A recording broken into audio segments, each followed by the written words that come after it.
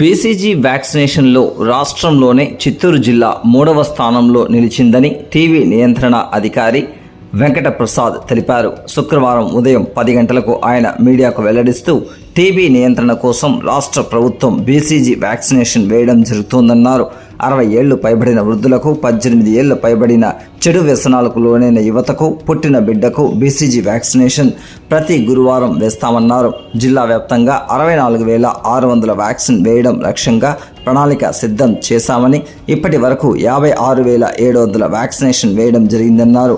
అర్హులైన ప్రతి ఒక్కరూ బీసీజీ వ్యాక్సినేషన్ వేసుకోవాలని ఆయన పిలుపునిచ్చారు.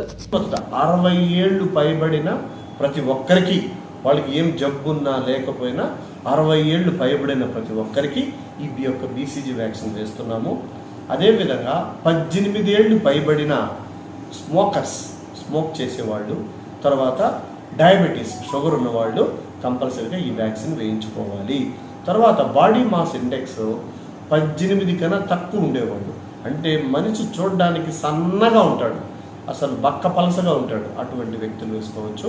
తర్వాత 5 సంవత్సరాల కింద 2018 టీబీ ఎవరైతే వ్యాధిగ్రస్తులు మందులు మింగింటారో వాళ్ళందరికీ కూడా ఈ బీసీజీ వ్యాక్సిన్ వేసుకోవాలా అనేది ఈ ముఖ్య ఉద్దేశము. తర్వాత 2021 నుంచి ఎవరైతే టీబీ వ్యాధితో బాధపడుతున్నారో వాళ్ళ ఫ్యామిలీ మెంబర్ కాంటాక్ట్స్ వాళ్ళకు కూడా ఈ బీసీజీ వ్యాక్సిన్ వేసుకోవాలి. ఈ 24,600 మందికి మనము బీసీజీ వ్యాక్సిన్ వేయాలని సర్వే చేయడం జరిగింది. తర్వాత ఈ ప్రస్తుతానికి ఇది నిన్న 3వ బేస్తవారము ఈ యొక్క వ్యాక్సిన్ వేయడం జరిగింది. లాస్ట్ 2 వీక్స్కి ఇప్పటికి కలిపి 56,700 మందికి వ్యాక్సిన్ వేయడం జరిగింది. స్టేట్లో మనం 3వ స్థానంలో ఉన్నాము. కాబట్టి ప్రతి ఒక్క ప్రజలందరూ ఎవరైతే ఎలిజిబిలిటీ ఉన్నారో వ్యాక్సిన్ వేసుకోండి.